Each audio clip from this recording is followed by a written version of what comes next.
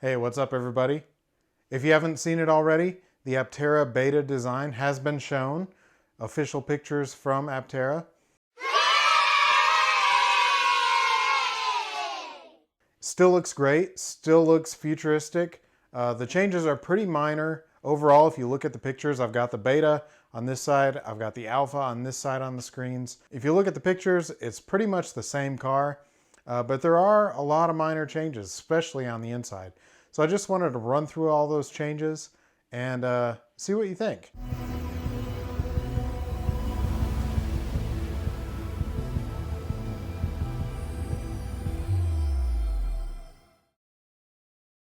Now the beta is the production intent design. So from here, there should be very minimal changes. Any changes from this point forward would be based on if they find any issues with the design from crash testing or from testing the suspension or anything like that. But overall, this is the car we're gonna get at the end of this year.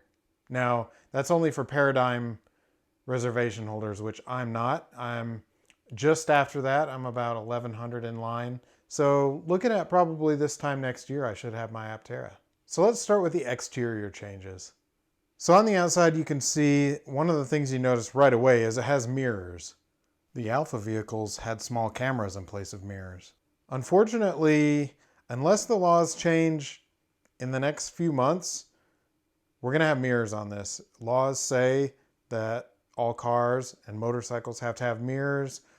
We cannot use cameras in place of that. So they've had to add mirrors, but the mirrors are very slim. It only needs 10 square inches of reflective surface, which means that a 2-inch by 5-inch mirror is enough.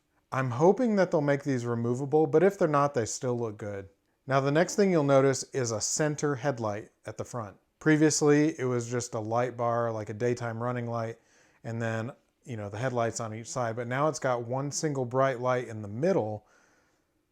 I believe this is due to motorcycle regulations. If this is classified as a motorcycle in some places, a motorcycle is required to have a center light. Next thing you'll notice if you go up the hood is that there's more solar. There are more tiles on this hood than the Alpha. The Alpha on the hood had 26 tiles. The Beta has 30. Also on the roof, it looks like the Beta has 56, where the Alpha had 50 on the roof. I would assume that there are probably more on the back hatch, as well as the dash, but even just counting these, that's 10 more panels than previously. Another thing you'll notice is that on the wheel covers, there's now a cover on the inside edge. You can't see the wheel and tire from the outside looking on the inside of that wheel housing. Now this was totally expected. We didn't expect to have exposed wiring and the wheel and everything like that inside these covers on a production car, but it is a notable change. Now you also notice that the overall size of the Aptera is a little bit bigger. They have added more space on the inside so that the driver and passenger have a little bit more room side to side. They've also increased the height just slightly, more headroom. So overall, the dimensions are about the same, but you've got kind of a thicker look to the body. Not quite as slim. Actually, I think this looks better than before. Now, the last thing you notice on the outside is the hinges. And in this picture, I'm not sure why these are kind of a gold copper color. If you look at the other pictures, they're not. But in this picture, you can clearly see at the top of the door, and then where the door meets the fender and hood and windshield, there's like a little copper area on this picture where the hinges are. Now Aptera worked with Roush to develop a better hinge for these doors, and you'll see when we jump to the inside why this is better. If you're interested in ordering an Aptera, use my referral link and get $30 off your pre-order deposit. So if you look on the inside, you'll see that the hinges are no longer going into the dashboard, but previously on the Alpha, the bottom hinge actually went into the dashboard. Now it hides within the body behind the door. You'll see the little area here to the left of the image. The hinge actually goes into the body behind the dashboard rather than inside the dashboard. Up on the top, you'll see the upper part of the mechanism where it connects is just slightly different too. Now, of course, the biggest thing you notice when you see this interior is it has a yoke. I have been begging them for a year now to please consider a yoke. Maybe Steve and Chris were able to take a ride in the new Model S or Model X and experience how the yoke feels. It's great. I've had a yoke in my Model 3 for years now. At first it was homemade. I just cut the top of the wheel off. And then I went for an aftermarket yoke last year. And I love the way the yoke feels.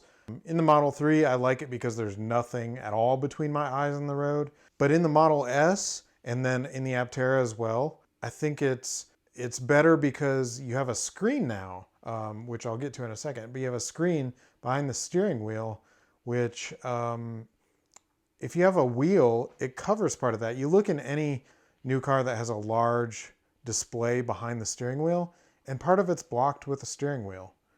It doesn't really make sense to me. I always had a hard time seeing everything on the screen in the Model S and Model X when I drove it.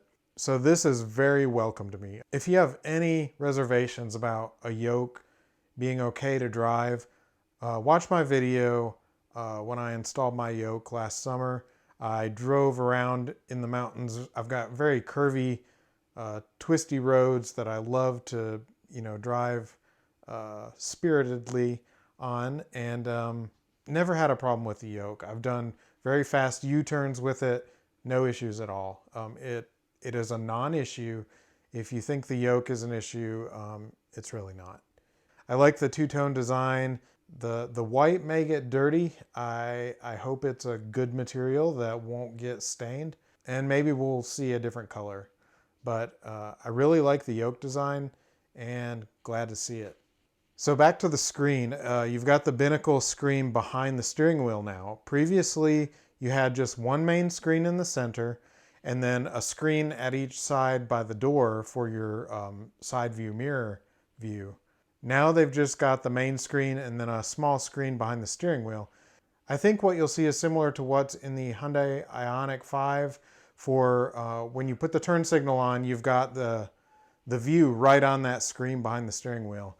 And without the steering wheel being in the way, you'll be able to see that very clearly right in front of you. Now personally, I think the side screens previously looked bolted on. I mean, they literally were just bolted on to the dash.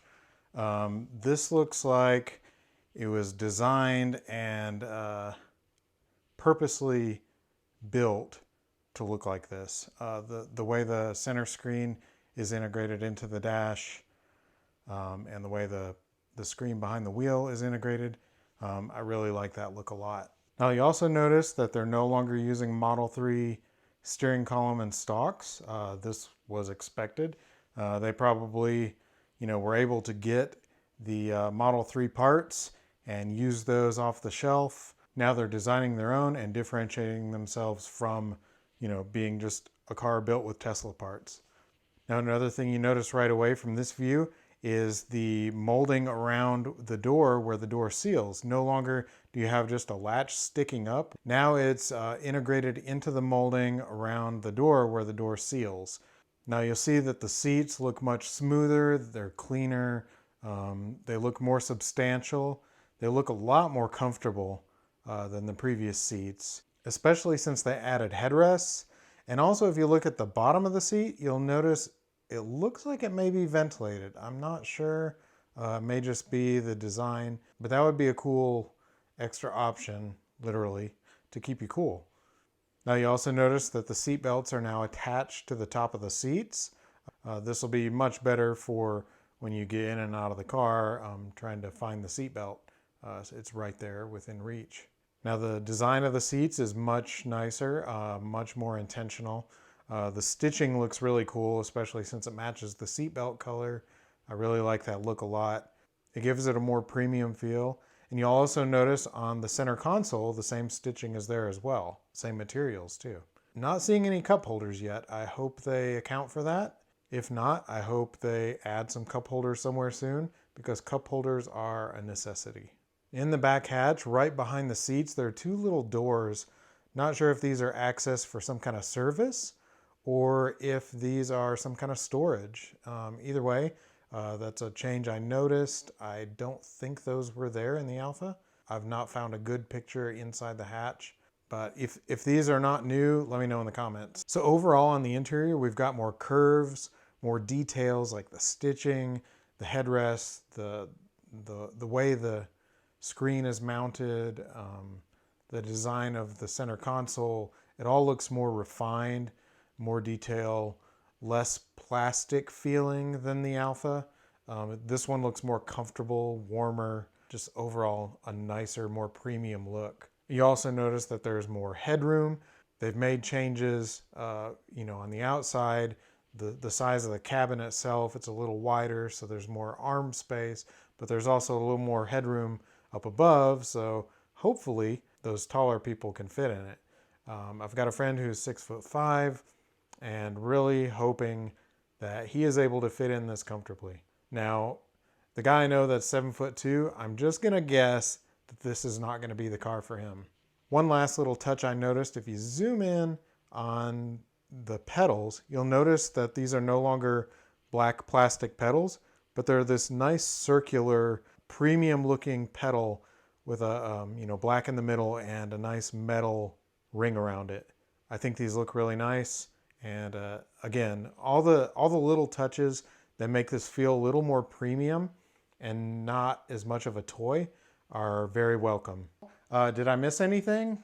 Let me know in the comments if I did. I've looked over these pictures several times, and that's all I came up with. But if I missed something, let me know. But overall, I love the new look. I love that they've really thought about some of the little details in this car, except cup holders. And I'm really excited to get my hands on this. I cannot wait. Hopefully it's not more than a year from now when I get mine. Just super excited. I've been wanting this car since 2007, and that'll be 16 years later that I finally get to have one in my driveway. It's really exciting. But anyway, what do you think? What do you think of the changes? Anything you don't like? Let me know in the comments. If you like this video, give me a like and subscribe. Hoping to do more Aptera content in the future, especially as production gets closer. Thanks a lot for watching. I'll see you next time.